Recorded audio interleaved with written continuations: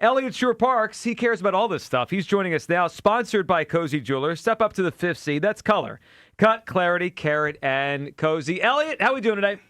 What up, what up? How you guys doing today? We're good. What's up, man? We got a lot we're going on right now. Before we get to some Eagles stuff and football stuff, Eliot, what did you make of the pick last night by the Sixers? So I like the player a lot. When I was watching the prospects leading up to it and I did my own big board, I was going to put him in my top five. When you watch him, I think he looks awesome. Like, he gets to the basket, he can shoot. It seems like he's clutch. He is used to carrying the load at times, which you saw last year. I just completely took him off because of his size, and I thought there was no way they would draft him. Same. So I think there's two very clear ways to look at this, which is the player is awesome. And ultimately, if he does reach his potential and he is awesome, that's a good problem to have.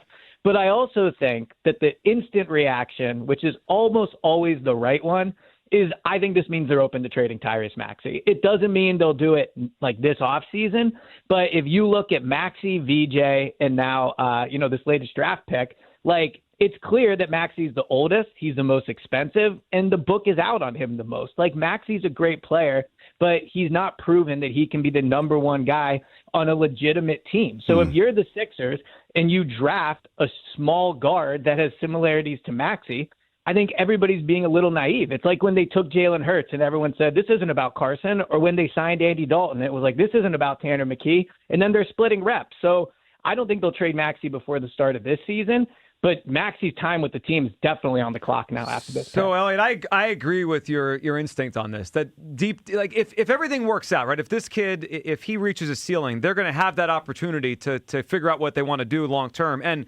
Eliot, it's fun to root for someone who reaches the level that Maxey has, right? He's become an All-NBA player. But if he's one more All-NBA season away from being able to get $70 million a year on an extension, and Eliot, as I think about their future, I don't know if they're going to want to pay him that, especially if they have two guards like you're saying that could play together and are both 20 years old, 21 years old. Like, the timeline might just not work for Maxey here long term. Yeah, and I mean, just simplistically, if this guy can be just as good as Maxey, or looks like he'll be the similar player, like, he'll be cheaper and he'll be younger. So why would you double down on three guards where one's going to cost $70 million when you have a cheaper option there? So look, if they're next year, I think they could be good, right? Joel played well last year when he was healthy. They beat the Celtics. Like, Maxey was a very good player. VJ has potential. I think with the addition of this guard, like, they'll be a really fun, exciting team to watch. But to me, it's obvious. Like, this puts the question of Maxey and the team up in the air. I agree with you, Eliot. So we and that's going to be an interesting subplot to watch as they play together, and then long term where it goes. All right, let's unpack this, Eliot. When we let's say it's July 29th, the first Eagles practice. Hugh and I are doing the midday show in our RV live at camp. You're there. You come on the air with us afterwards. Eliot, on that date, does Jalen Carter have a contract extension already? Yes, I think he will. I think ultimately it benefits both sides to get this done. And while, Jalen Carter and his representation, obviously their job is to drive a tough bargain, try to get as much money for Jalen Carter as they can. And for the Eagles, their job is to try to get him as cheap as they can, right? Like, and then you come in the middle. But I think that when it comes to Jalen Carter, like, he's the one that's going to risk $70, $80, $90 million in guaranteed money if he steps on that practice field and he gets hurt, right? Like, if he does team drills, which I think he will, I don't think he will hold in or not do any of the drills, then he's putting his body at risk. So I think this is not about whether they want Jalen Carter long term. This is about the money to me. And I think they will find a place to agree on with the money. Eliot, we've had a lot of debates, really a lot philosophically about the future of the team, money, contracts, and the salary cap. The last month or two or three is kind of, we've gotten to this stage of the offseason. Eliot, I don't know if I've ever asked you it this way, but we always look at Howie and say he could do anything. He's a wizard with the salary cap. But every team at some point, if they have a ton of good players, which the Eagles have a lot of them, have to make tough decisions. So let me ask you the question this way. I'm just curious where your head is at today. Do you think the Eagles can and will fit everybody? I'm going to give you four names. We'll start with Jalen Carter, Quinyon Mitchell, Cooper DeJean, and Jalen Hurts. If they all play well and they all earn another contract to market value, do you think the Eagles are going to be able to keep all four of them? They feel like the next big four contracts: Carter, Hurts, Quinyon Cooper?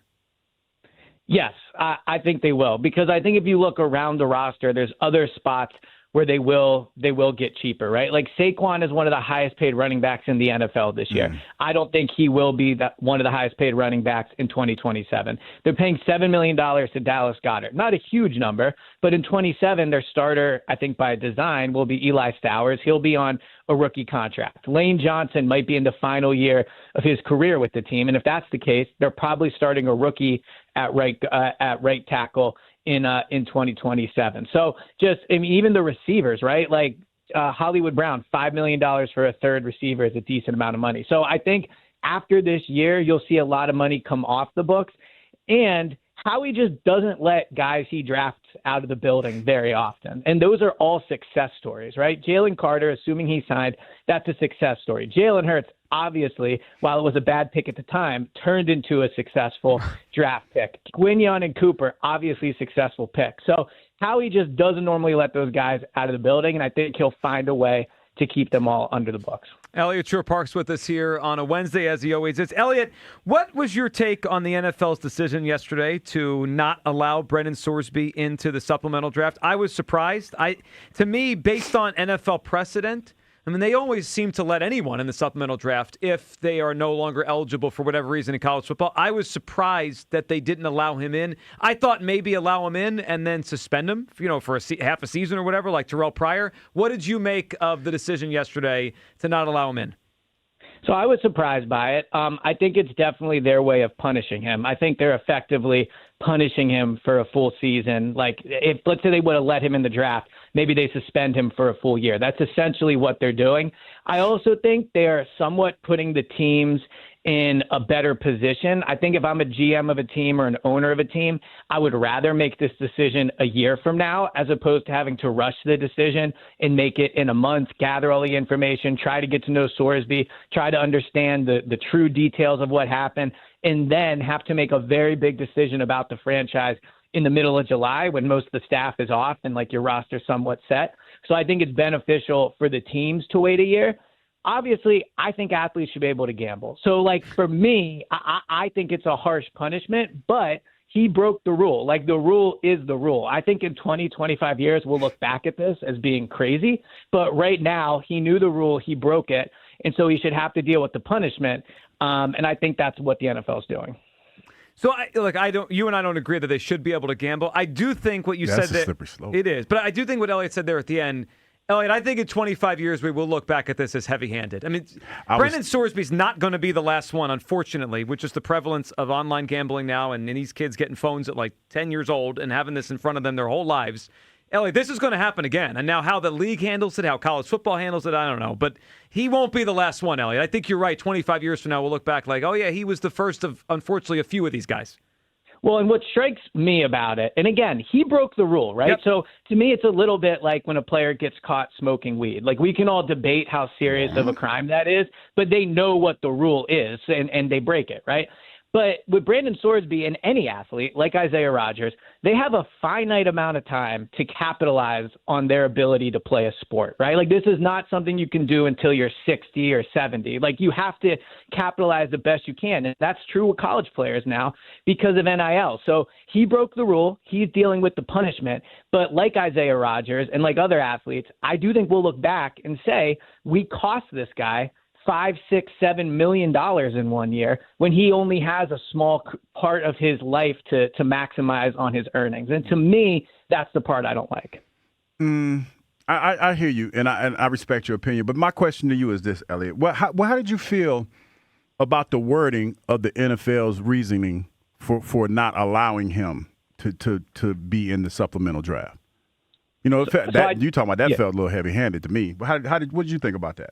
Well, I definitely think they were using him to make an example, and they were making it very clear how they are going to treat people that gamble on sports. Because for the NFL, and again, I think they should be allowed, but the NFL probably thinks if this becomes a thing, people are going to question the outcome of games. People are going to question, and the NFL makes a lot of money off of gambling too. So I do think that they used him as an example to make a statement. And to me, the letter read less so directly to Brandon Sorsby than it did a notice to all athletes about how this will be handled. Yeah, I agree.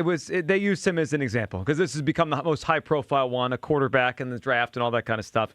So we'll see where it goes there. All right, Eliot, 5 weeks until camp.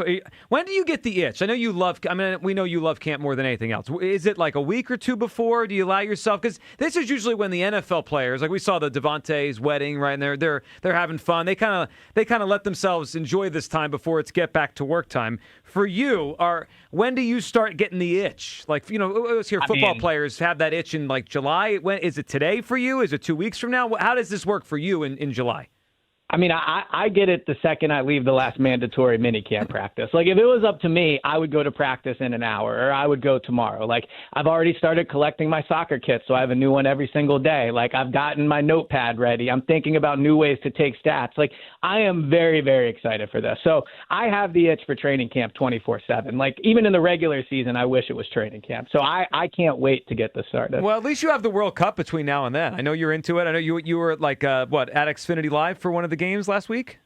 I was a Brazilian crowd. It was unbelievable. It was an amazing crowd. And so between that and Love Island every single night, I have a lot of content that is really keeping me busy. It's probably good training camp doesn't start for a few weeks until Love Island and the World Cup is over. I haven't watched Love Island, but those folks on Love Island nasty. They be kissing on everybody, man. Last night's episode, Hugh, you might want to watch last night's episode. I don't want to watch that, man. I just think it's nasty. Wildest. Kissing on everybody. They kiss everybody. John Ritchie seems to really love it. No, he does too. John talks about it every day. I have some other friends that talk about it, man. It just seems nasty, all that kissing. Ugh. The hit rate of people that say they don't love Island and then watch it and love it is like 95%. I've yet to meet one person that has watched 4 episodes and is not completely. You know what? And that's why I refuse to watch, because I got drawn into that season of The Bachelor when they had the brother on The Bachelor. He was trying to date some folks, and I was like, was he the old guy or was that the Golden Bachelor? The brother. It was two brothers. It was 2 brothers on The Bachelor. See, I didn't even know that. We should get Hugh on the Golden Bachelor. No, I just knew there was. Didn't they have the Golden Bachelor for the old guy? Or they did have the Golden Bachelor. They did have the That season was only okay. Okay, yeah. I'm not there yet. What age do you have to be? No, I'm saying I'm not trying to date nobody my age. No, I know. I'm just saying, like, maybe we can get you on for content here Oh, for the I'm show. not, For the show. All right, Eliot, thank you for hopping on.